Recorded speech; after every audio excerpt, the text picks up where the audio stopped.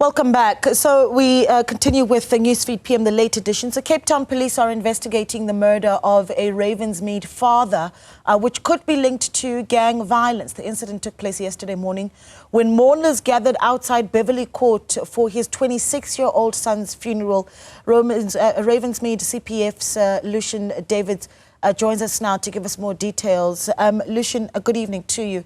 Thank you so much for joining us. I mean, just the very image that it paints in your mind, a father gunned down at his son's funeral, speaks to, I imagine, a much deeper problem in Ravensmead. Talk to us about how the community has responded to the shooting, and certainly what the bigger conversation should be. Definitely. First thing that I'd like to do is extend a good evening to yourself, my lady, as well as the viewership that you have.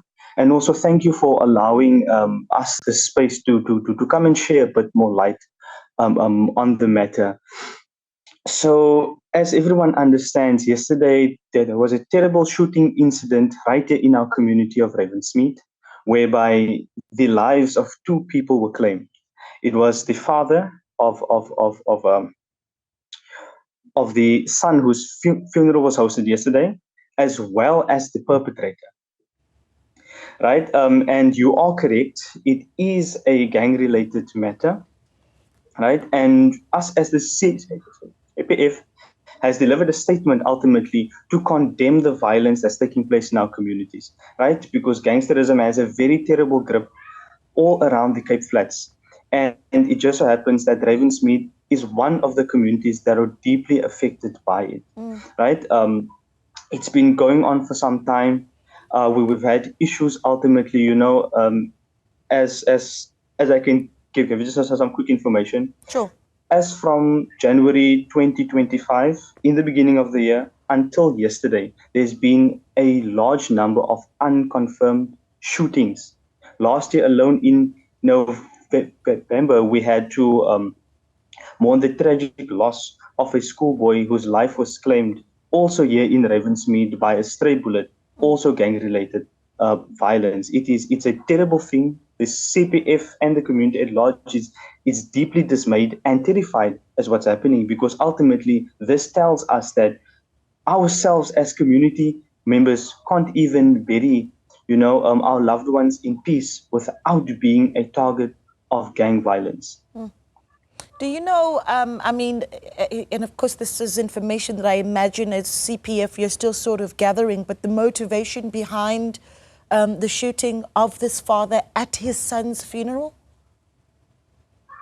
Yes, definitely.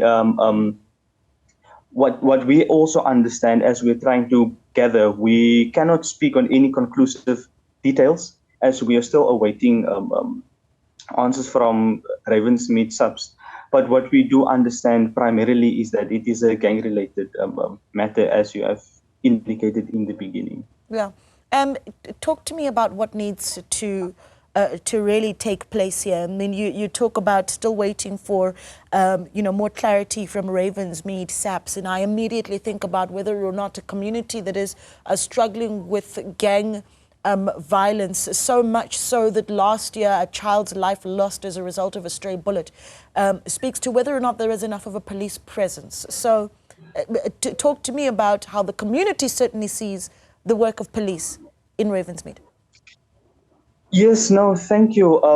We can definitely say that the community at large, in fact, many of our communities, because it's not something unique to Ravensmead, many of the community members across the Cape Flats, right, have lost trust in the police force, right, and its ability to act swiftly on the issue of criminality and corruption and such, right? Because it's not the issue that they're not responding, but time is an important matter when it comes to dealing with gang-related matters or criminality in any form that it does take place.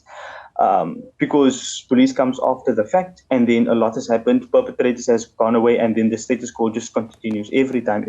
So you can imagine the frustration ultimately that the community members feel. We feel as if nothing is happening. We feel as if we're being neglected. We feel ultimately as if at some points in time, we actually feel like it's deliberate that these things are happening. But more so, ultimately, the important thing, as we've always reiterated, that all problems in society requires a multifaceted approach to addressing it, right? And if we look at something as important as criminality, we need to recognize that putting more boots on the ground does not always help. Though it's very important, right? It's very important to make sure that we have enough enforcers of the law on the ground. But ultimately, we must ask what drives people to criminality? What feeds this unending engine, this unending abyss of darkness, of evil in our communities? And ultimately, we can link it to issues of socioeconomics.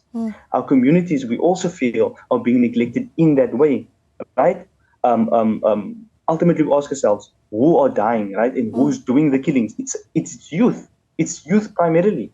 It's a lot of young people that is getting involved in gang activities. We ask ourselves, what's happening to sports in our communities ultimately? Where's business development for youth? Unemployment is rife amongst youth. I mean, ultimately, it's around 60%.